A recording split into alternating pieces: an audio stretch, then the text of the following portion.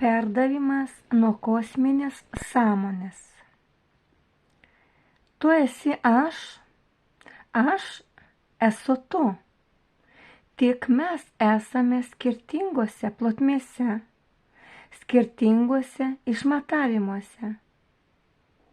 Todėl ir mūsų suvokimo lygis yra skirtingas. Jūs turite materialų kūną, kurio neturiu aš. Jūsų tėvas danguje kosminė sąmonė. Dabar jūs išgyvenate pereinamąjį laikotarpį, kai atrodo, kad viskas aplinkui griūva, blogis ima atrodo viršų, bet taip nėra.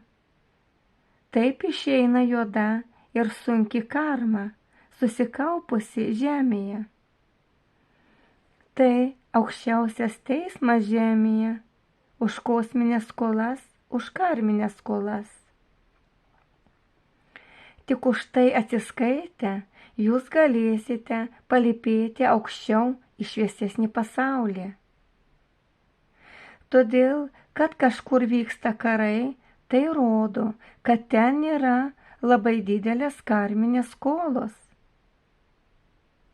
Tiek tų žemių, tautų, tiek ir atskirų žmonių.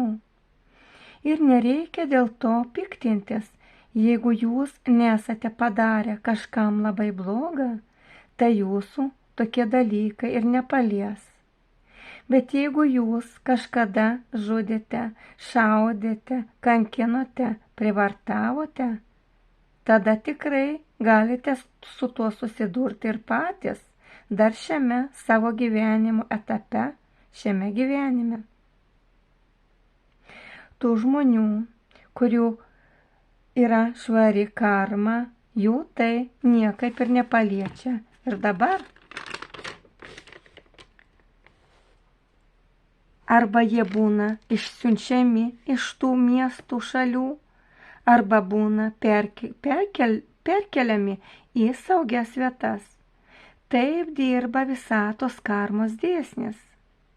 Ir tie žmonės, kurie lieka savo šalyje ir eina kariauti, vadinasi, jie turi skolų šioje srityje ir tokiu būdu gali greitai atidirbti savo karmą ir pereiti į šviesos pasaulį dar šiame gyvenime.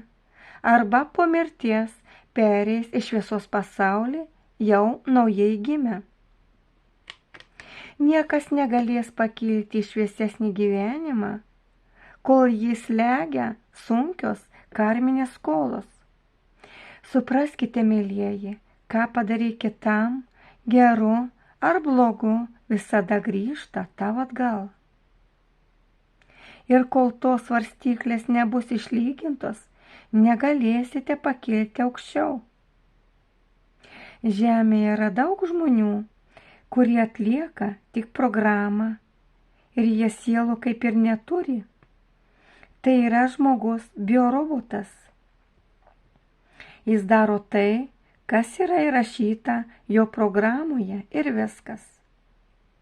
Jiems visai nerūpi jokios evoliucijos ar perėjimas į šviesos pasaulį, bet jie yra ypač reikalingi šiuo laikotarpiu, kadangi jie gali atlikti šio pasaulio funkcijas, kurios yra stabilios ir nekintančios. Jie dirba kaip mašina, tvarkingai gyvena, tvarkingai dirba, tai žmonės atliekantys svarbias pamatinės funkcijas, kaip mokesčių sistema, kai kurie valstybės veikėjai, medicina, švietimo sistema, kai kurie atstovai. Ir kad palaikytų pastovę tvarką. Ir jie buvo labai reikalingi, kad viskas eitų pagal dievišką planą, nes juose buvo reikalingos programos, kurios neišsuka iš kelio. Visa žmonių evoliucija per tamsos pasaulį buvo labai reikalinga, kad pažinti, patirti patį dugną, juodumą, sunkumą. To ir jūs labai norėjote kaip sielos. O dabar, mylieji, laikas kilti iš to sunkaus pasaulio atgal į šviesą. Tam dabar yra duodamos visos sąlygos ir pagalba.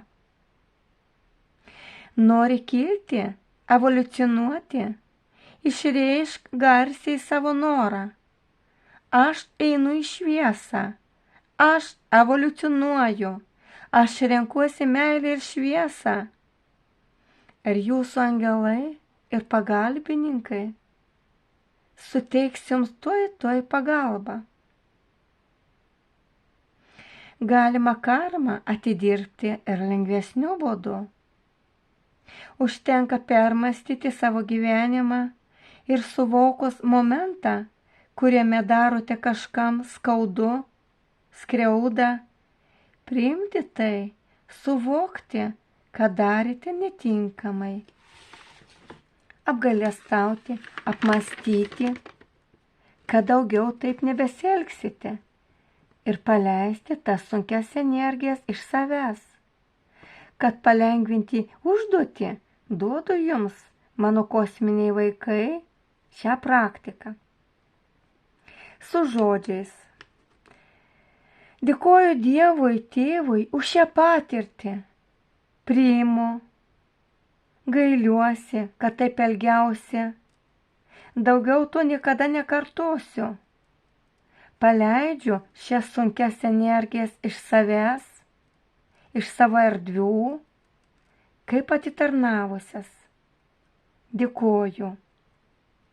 Ir tuoj į tą vietą priplūs šviesos ir meilės energijų.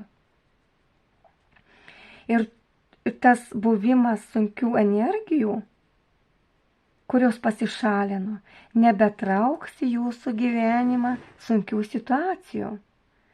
Taip reikėtų atidirbti su visomis sunkiomis situacijomis, kurios buvo jūsų gyvenime.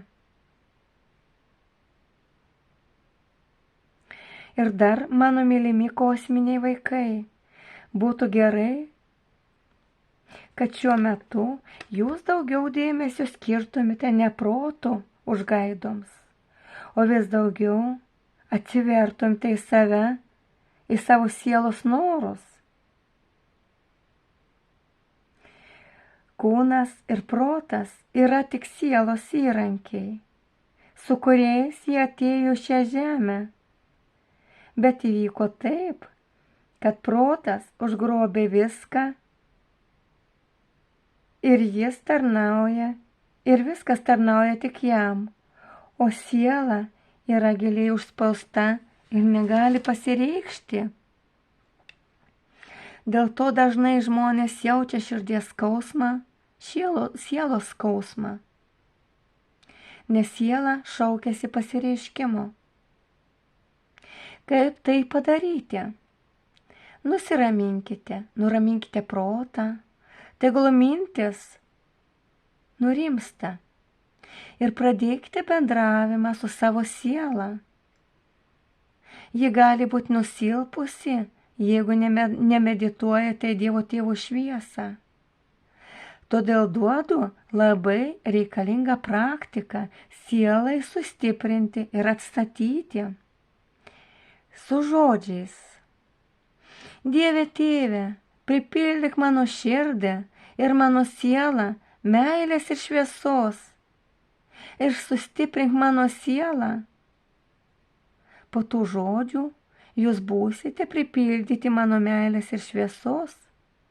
Siela sustiprės, pradėkite klausyti širdies, sielos vedimo. Tarkite su ja, eiti to keliu ar kitu, imtis to ar to, visų šių žinių, kaip girdėti širdies ir sielos vedimą, jau daviau anksčiau šiame kanale perdavimuose. Šiam kartui tiek mano kosminiai mylimi vaikai perdavė kosminę aukščiausią sąmonę, priėmė Vida Svaja.